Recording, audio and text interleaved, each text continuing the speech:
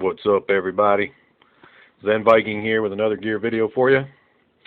Um, this is the emergency blanket I use when storm giants tried to murder me.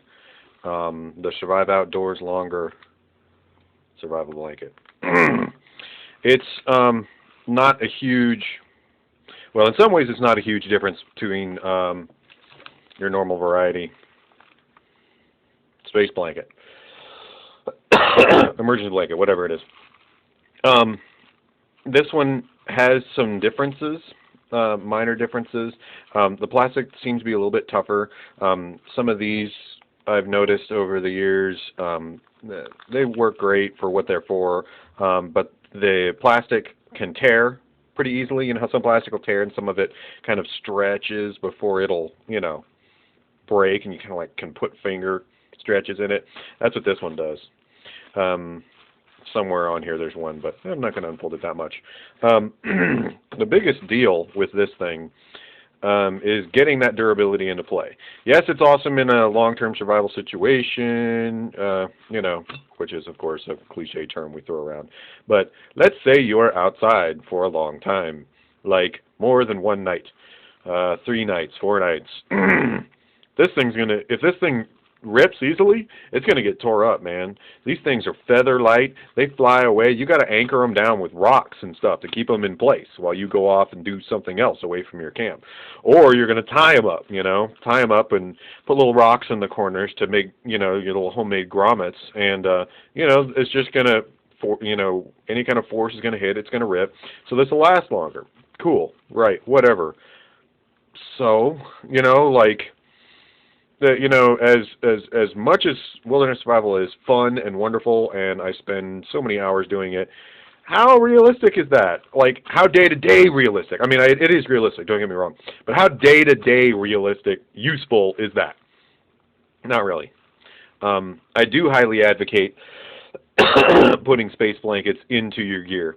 And these are awesome. These actually, the classic ones pack a little bit smaller than this one. This one packed a little bit big. It had a little piece up here that was even longer. Boy, I got allergies today. But, I have one of these in my ribs pack. I have one of these in my purse. I have one of these in my car. They pack in good. They go everywhere. But this is a one-time use item.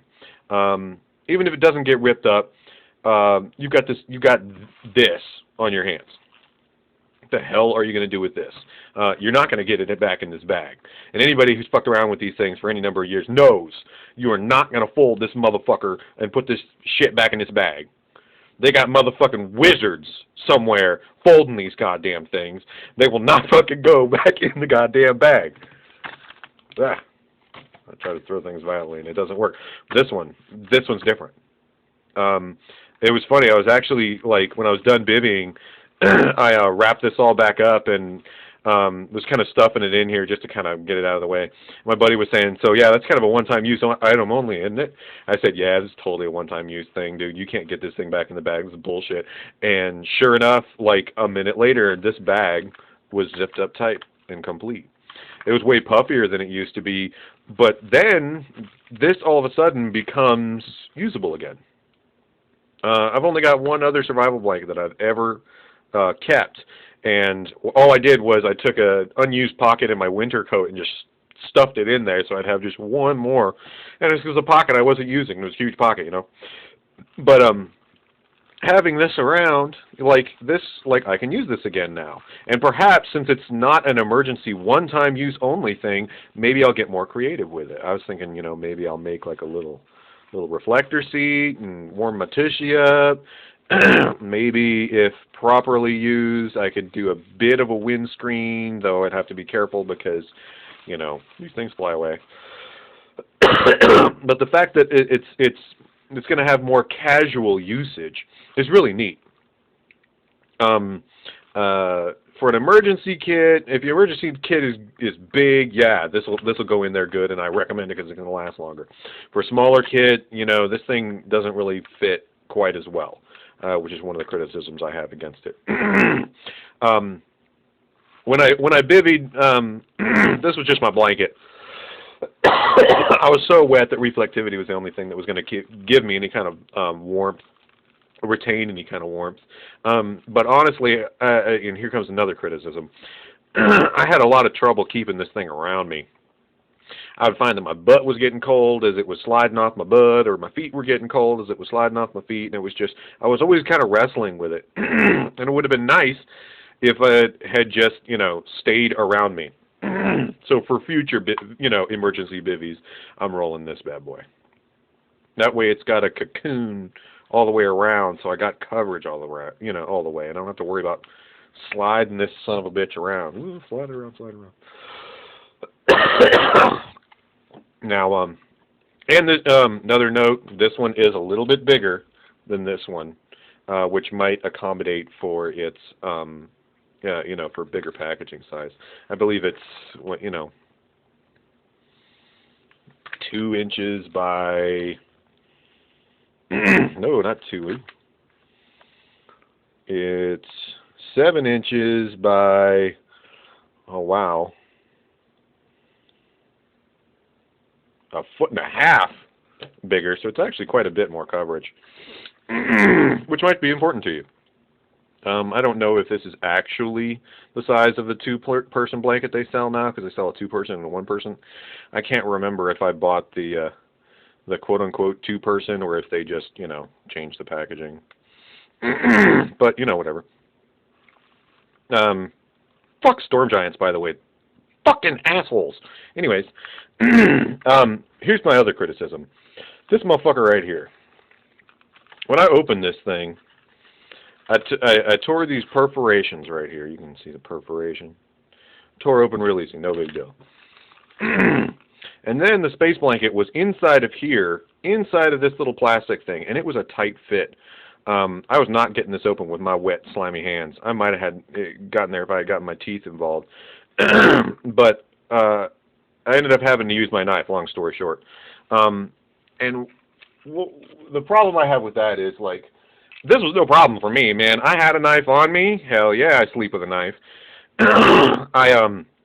I've got good dexterity with a knife. I've used a knife billions of times to open packages, and I've done it safely, and I can do it under pressure. I can do it when I'm stressed out, and I can do it when I'm surging with adrenaline and shaking and shivering and freaking out.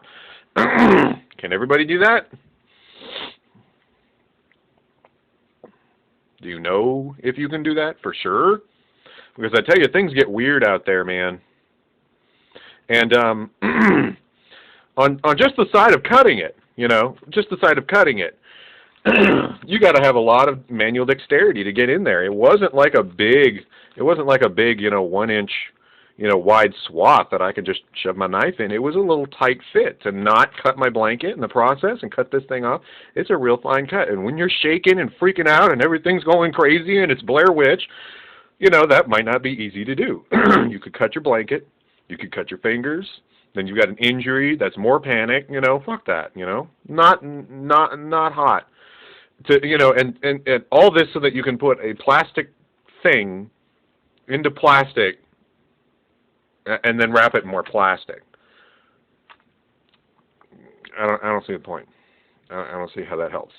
This one doesn't have that.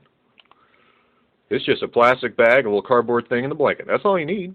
Blanket's made of plastic. What do you got to protect it from? It's protecting you, not the other way around. Anyways, whatever. That's one half of things. And the other half of the thing is, do you have your knife? Do you have your knife? I'll tell you a little story about when the storm giants tried to kill me.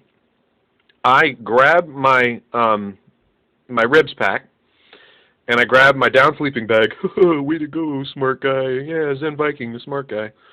And I grabbed my headlamp. I have a 4.7's Quark AA2 AA squared.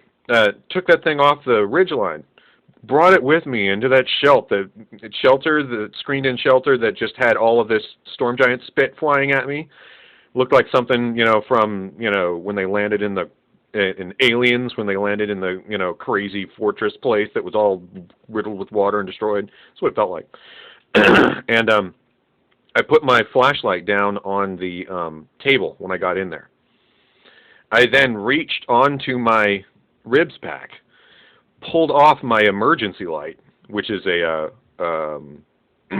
Phoenix LD40, and hooked it and rigged up a little makeshift, headlamp using my eye mask that I was sleeping with because I don't necessarily, no hate, but I don't necessarily want to wake up in the morning at dawn every day. But, I had this little makeshift headlamp and I didn't know where my flashlight was.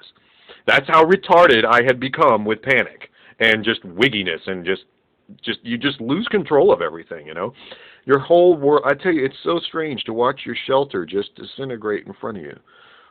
Because there's a mental association there. It's like your house, it's like your home, and it's a place. It really is not just a physical shelter. It's psychological. There's psychological comfort there, and when that just disintegrates and is gone, your whole world just gets turned upside down. And if you would have asked me where my ESE E6 was at that time, I have no fucking idea where that motherfucker was. And if you told me, hey Alan, go find your ESE E6, no fucking way. Mm-mm. But I had a knife on me, just like I do right now. So there you go. I happen to have a knife on me. Not a lot of people are such knife retards like I am. I am a total knife fanboy nerd retard, and I wear a knife to sleep. That's me. Not everybody's going to do that. Not everybody's going to have a knife, wear a knife to sleep. And they're not going to keep it so close that if their shelter is completely destroyed and they need to bivvy, they're going to be able to find it in the middle of a storm giant assault, a.k.a. 50-mile-an-hour wind, severe thunderstorm, deluge. So, Adventure Medical Kits, I say you guys need to get rid of this piece of plastic. It's just costing you money and effort, and you don't need it. Just put that thing in there. And seal the top, and we'll, tear it open and have at it. For anybody who has one of these or purchases one of these, now I wouldn't say this is a reason not to purchase this item. I think it's a great item. I think it's a great purchase. And by the way, this bag's really durable. I'm gonna use this I'm gonna use this thing a bunch of times. I'm gonna throw this in a day pack and I'm gonna use it again. But if you do get one, break that bad boy open now. Tear that top and just cut that plastic. Just cut it. You don't even have to take it out of the plastic. Just cut the plastic so when you're freaking out and you fucking need this thing, you can use it. And that's what I have to say about that. I really like the Adventure Medical Kits and all their stuff. Maybe not all of their stuff, but most of their stuff is pretty awesome. It's usually real high quality, and I've had it pan out for me. It worked. It helped me, avoid hypothermia during a severe thunderstorm with a total shelter breakdown. So it's a good item. I do prefer the bivvy though for that purpose. Bivvy's a little bit more. I suppose it's got more mass, but it just is. It's more compact. I can get it into my ribs pack. This I couldn't get into my ribs pack. I have one of these in my ribs pack now, but I want this one, man. This one looks good. And it's got the same thing. Bigger bag that you can, reuse. So that, if I end up using this, I'd be able to reuse it, other times for potentially more casual things. All right, that's enough blathering on and making tons and tons and tons and tons of video errors and video attempts.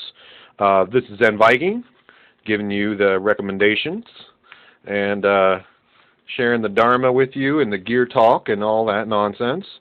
And wishing you a great time, giving props to Adventure Medical Kits. But if you get that bad boy, cut that plastic wherever it went. Cut that off. Maybe, just get rid of that thing. Anyways, enough blathering. Take it easy, guys.